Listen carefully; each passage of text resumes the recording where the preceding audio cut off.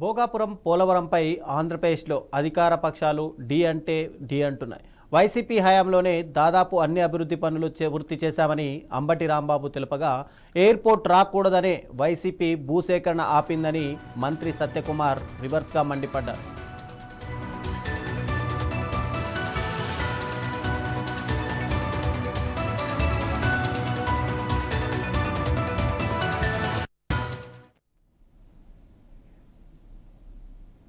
అధికార ప్రతిపక్షాల ఆరోపణలపైన మరింత సమాచారం మా బ్యూరో చీఫ్ కృష్ణ అందిస్తారు విజయవాడ నుంచి. కృష్ణ, చెప్పండి. ఒకవైపు పోలవరం, అటు భోగాపురం పైన అధికార పక్షాలు ప్రతిపక్షాలు రెండు కూడా మాటల యుద్ధం కొనసాగిస్తుంది. మా హయాంలో పనులు పూర్తయ్యాయంటే లేదు, మా హయాంలో పూర్తయ్యాయి. నిజంగా అసలు ప్రజలేమనుకుంటున్నారు? ఎవరి హయాంలో పనులు పూర్తయ్యాయి? నిజంగానే ప్రతిపక్షాలు అధికార పక్షాలు ఆరోపిస్తున్న దాంట్లో ఎంత వాస్తవం ఉంది? రవి, ఏదైతే ఈ ఆగస్టు 1వ తేదీ ప్రారంభానికి సిద్ధమైనటువంటి భోగాపురం ఎయిర్పోర్ట్ ఏదైతే ఉందో, ఇప్పటికే ఉత్తరాంధ్రకు ఒక మణిహార చెప్పుకోవచ్చు. ఇటు ఉత్తరాంధ్ర ఆర్థికంగా కాకుండా మరొక హైదరాబాద్ గా తయారు చేయాలని ఏకైక లక్ష్యంతో అయితే రాష్ట్ర ప్రభుత్వం పూనుకున్నదో చెప్పచ్చు. ఆ నేపథ్యంలోనే ఎయిర్పోర్ట్ అయితే ఆగస్టు 1వ తేదీ ప్రధానమంత్రి చేతుల మీదుగా ప్రారంభోత్సవం అవునటం. దీనికి ఇప్పటికే అన్ని రకాలైనటువంటి ఏర్పాట్లన్నీ కూడా ప్రభుత్వం అయితే ఇప్పటికే కానీ ఈ నేపథ్యంలో ఒక వార్త అంటే పిడుగుల తన ట్విట్టర్ ద్వారా కొన్ని కీలకమైన వ్యాఖ్యలు చేసినట్లయితే మనం ప్రధానంగా చూసుకోవచ్చు. ఏదైతే ఇప్పుడు జరుగుతున్నటువంటి భోగాపురం ఎయిర్పోర్ట్ కు సంబంధించి, అదే విధంగా పోలవరానికి యొక్క డెవలప్మెంట్ కు సంబంధించి మాజీ ముఖ్యమంత్రి జగన్మోహన్ రెడ్డి అయితే ఒక ట్విట్టర్ ద్వారా ప్రధానంగా ఆ ప్రభుత్వాన్ని ఇరుకాటం పెట్టే విధంగా కూడా కొన్ని వ్యాఖ్యలు అయితే చేయడం చూస్తాను. పనులన్నీ చేసింది ఒకరు, పబ్లిసిటీ పొందుతున్న ఒకరు, వితౌట్ ఎనీ క్రెడిట్ తో పాటు ఈ క్రెడిట్ చోరీకి పాల్పడుతున్నారు చంద్రబాబు.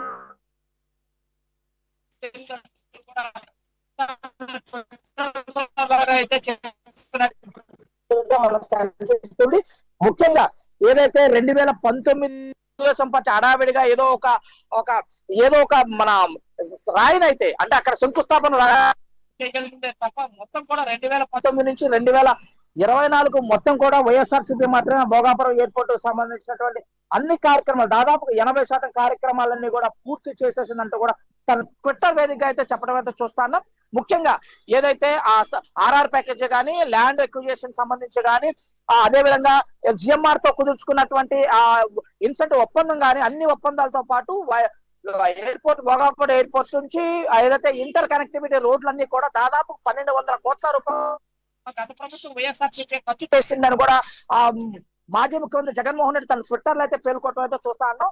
ఒక్కటి కూడా ఎక్కడా కూడా ఈ చంద్రబాబు నాయుడు అన్ని క్రెడిట్ చోరీకి పాల్పడుతుంటాడు. వైఎస్ఆర్ హయాంలో తీసుకొచ్చిన అన్ని ఏదైతే అభివృద్ధి కార్యక్రమాలన్నింటికి చంద్రబాబు నాయుడు తనే తెచ్చినట్లు కూడా ప్రచారం ఆర్భాటాలు చేస్తున్నాడు అని చెప్పేసి కూడా తన ట్విట్టర్ లో అయితే ఈ రోజు పేర్కొనడం చూస్తాను. ఒక పక్క రాష్ట్ర ప్రభుత్వము ఏదైతే చాలా వేగవంతంగా ఈ యొక్క భోగాపురం ఎయిర్పోర్ట్ అయితే ప్రారంభించడానికి అన్ని సర్వహంగులతో కూడా అంటే ఏదైతే ఎయిర్ ట్రాఫిక్ కి సంబంధించిన అన్ని ఏర్పాట్లు అయినాయి.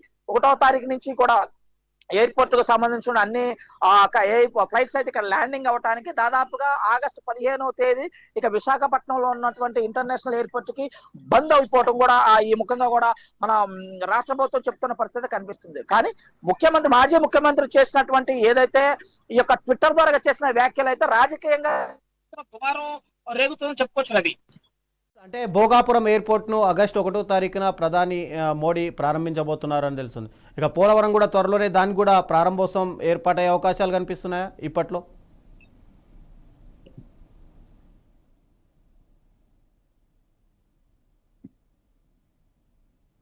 కృష్ణ, చెప్పండి. భోగాపురం ఎయిర్పోర్టు ఆగస్టు 1వ తారీఖున ప్రారంభం కాబోతుంది. ఇక పోలవరంకి సంబంధించి కూడా త్వరలోనే ఏమైనా ముహూర్తం పెట్టే అవకాశాలు కనిపిస్తున్నాయి అక్కడ? తప్పకుండా ఏదైతే చంద్రబాబు ముఖ్యమంత్రి అయిన కాడి నుంచి కూడా పోలవరం ప్రాజెక్టు ఒక ప్రత్యేక శ్రద్ధ అయితే కనిపించినట్టు చూస్తాను. పోలవరం ప్రాజెక్టులో నిరంతరం సమీక్షలు చేస్తూ కూడా అదే విధంగా పోలవరం ప్రాజెక్ట్ ని కేవలం అంటే 2029కి ముందే దాన్ని ప్రారంభోత్సవం చేయాలి, ఇలా ఈ యొక్క జాతికి అంకితం చేయాలనే లక్ష్యంతో కూడా రాష్ట్ర ప్రభుత్వం కృషి చేస్తున్నట్టుగా మనం ప్రధానంగా చూసుకోవచ్చు.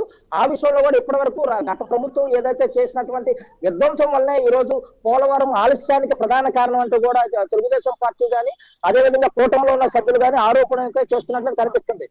ఆ విషయంలో కూడా పోలవరం విషయంలో కూడా ఇప్పటికే పనులన్నీ త్వరగతంగా పూర్తి అవటము, ఢిల్లీ వెళ్ళిన ప్రతిసారి కూడా ప్రధానమంత్రితో పాటు ఏదైతే ఆ పార్టీలతో కూడా అంటే నీటిపారుదల శాఖ మంత్రి పార్టీలతో కూడా ముఖ్యమంత్రి దీని ఒక పోలవరం నిర్మాణం పైన కూడా ప్రత్యేక శ్రద్ధ పెట్టి నిధుల విషయంలో కూడా ప్రత్యేక శ్రద్ధ పెట్టినట్టు చూస్తాను.